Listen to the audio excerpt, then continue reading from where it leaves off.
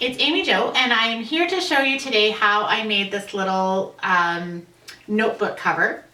So I had shared on Instagram that I had wanted to shop the Week in a Life product release, but my scrappy budget is very low right now.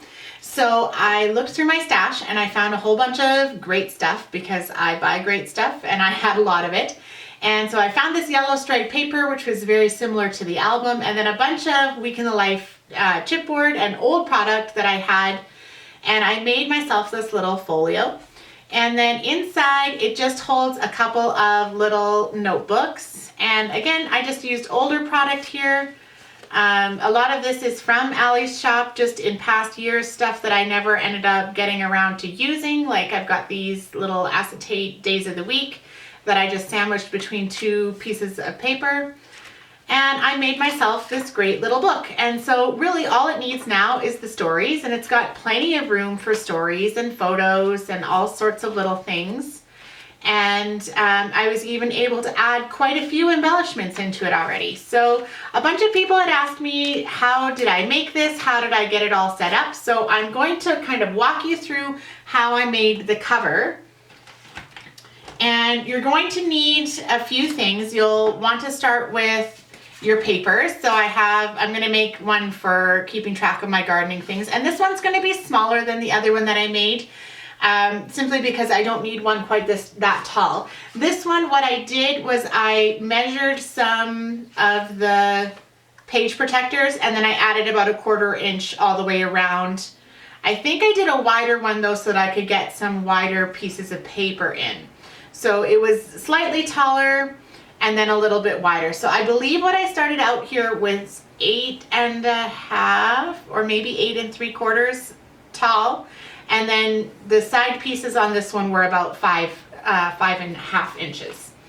On this one, what I've got here, I'll just show you. So this one is just under 6 because of the box that I was using, by just under 4.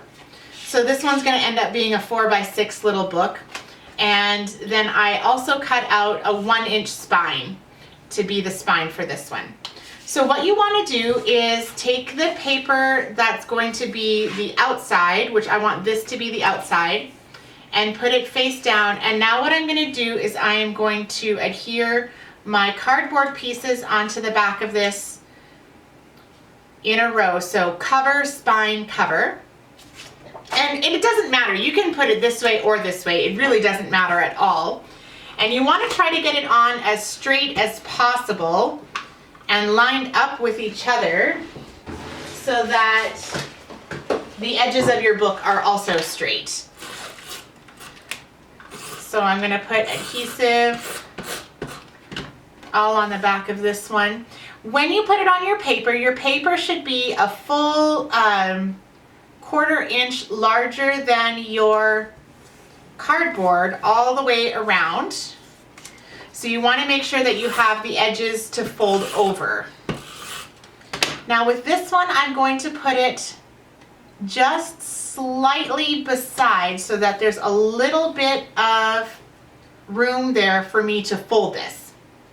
But again, you want to make sure that your tops and bottoms are very carefully lined up. And then, coincidentally, I do not recommend this pie crust mix. I can recommend this method of making a little book, but not the box of the thing that I'm using here. That's just an aside. Now, what I did to get the best results was I scored everything.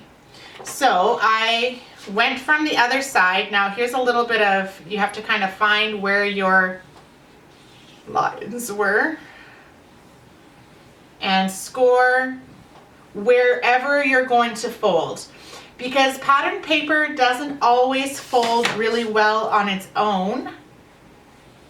Sometimes it kind of breaks open and you get like not a very clear fold when you're just folding without a score line. And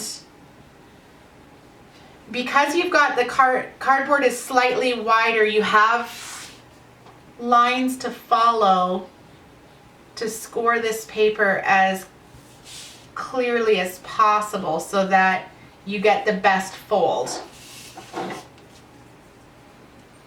And you can see, you can just kind of feel the difference when you've got your little booklet in front of you. Okay, so now what I need to do is I need to cut off this end. And again, giving myself a generous 1/4 inch. This is not a scant 1/4 inch like in quilting. This is a generous 1/4 inch.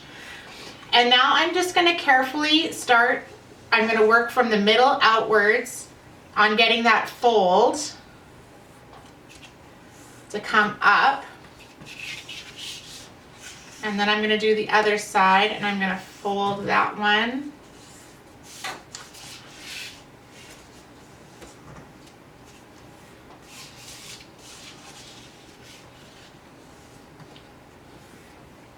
Good, okay. Now what you want to do, and this part feels super nerve-wracking because you're at the point where you have a lot invested. You usually have a really nice piece of pattern paper. Depending on the size, you might not have any more of it, but this part is important. So what we're going to do is we're going to cut a diagonal line on all the corners so that this is close to where they're going to fold over. And you want to make it as perpendicular to the corner as possible and as straight as possible so that when you fold, they overlap nicely. Which is not, I have miscalculated this in the past. So now what will happen is when I do that fold, they're going to meet, they're going to miter in the corner there. Now, what I do for this step is I hate it when this doesn't hold.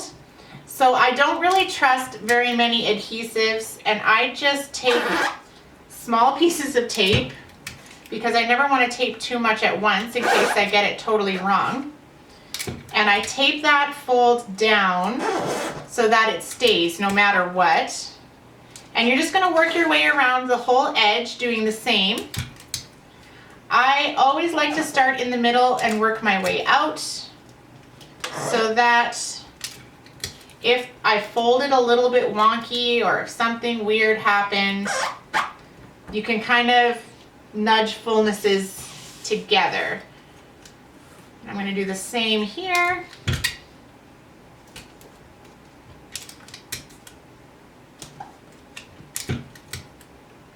And this is not archival quality tape, so I mean, I know people are still kind of getting, I'm going to get comments of people saying you shouldn't have used that tape. That's fine.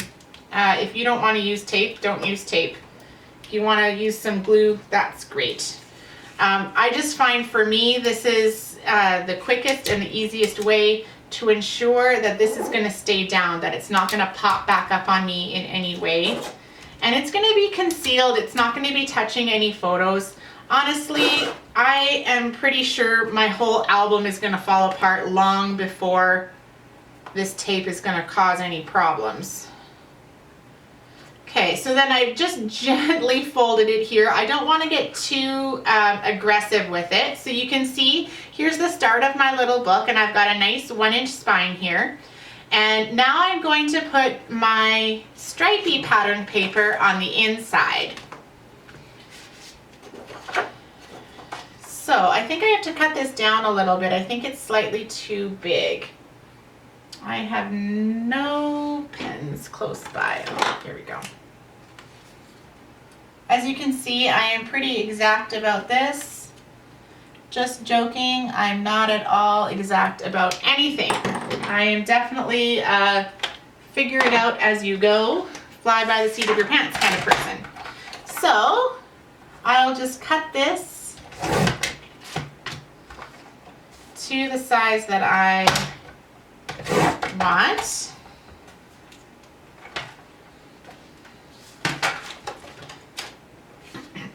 Now, here's where I think that I didn't do a great job of my other one, and I'm hoping I can do a better job here. I'm going to score this here.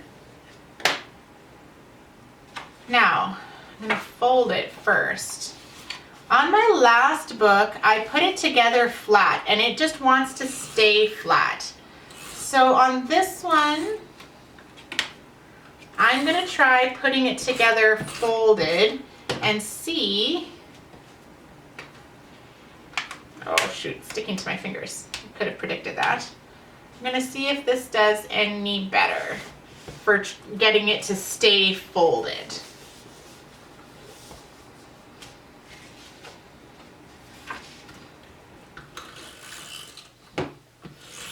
And you really just want to be kind of gentle with this whole spine area because, oh yeah, see now that's going to stay folded, but it's not going to want to open for me. So I'm going to have to do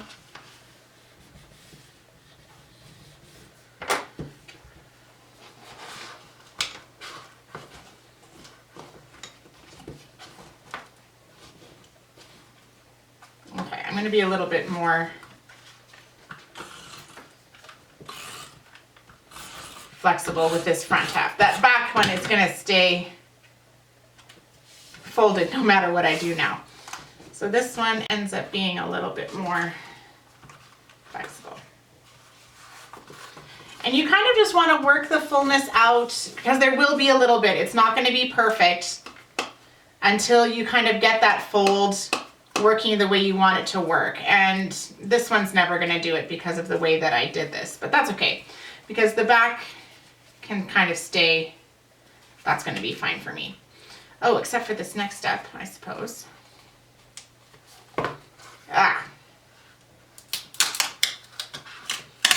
So what basically happened here is I just didn't have quite enough give or play in this half of the notebook, so it wasn't opening up the way that I wanted it to. Of course, now that's going to affect the front too. Actually, that ended up being pretty good. So what I did, and it's not at all scientific, and you're just going to have to kind of play with it until it gets to a point where you're happy with it. But I will say this, be gentle. Just be gentle with it. Fold it back and forth until it becomes kind of a little bit more pliable for you. And just be careful. Like I ripped a little bit of the bottom corner here, and I did that on my other one too, because this paper isn't super flexible. Good. If you wanted to, you could put like washi tape on the binding. That might be a really cool way to make it a little sturdier. Okay, now what I'm going to do next is I'm going to add the eyelets for the strings. And the strings are going to be what holds the notebooks in place. And so I'm going to put 2 holes at the bottom and the top. I have a hole punch for this, but you could very easily use like an eyelet punch. I have one of those too here. Like you could use your eyelet punch to punch these. I just have a 1/8 inch hole punch. Can't remember why I have it. I think I might have used it for my wedding invitations. And then I'm gonna just put some eyelets, and I still have these. I think I bought them a few years ago for a project, but maybe you still have some from like when we were all buying eyelets way back in the day. I'm gonna put gold on this one. I feel like the gold and the flowers is kind of glam. So I'm going to put 2 holes at the top and 2 holes at the bottom. And then I'm just going to set them with my little hammer here. And this is why I have the mat out.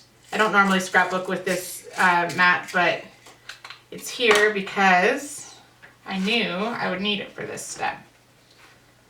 So I have my eyelet setter. You just line that up in the middle of the eyelet. Couple little taps.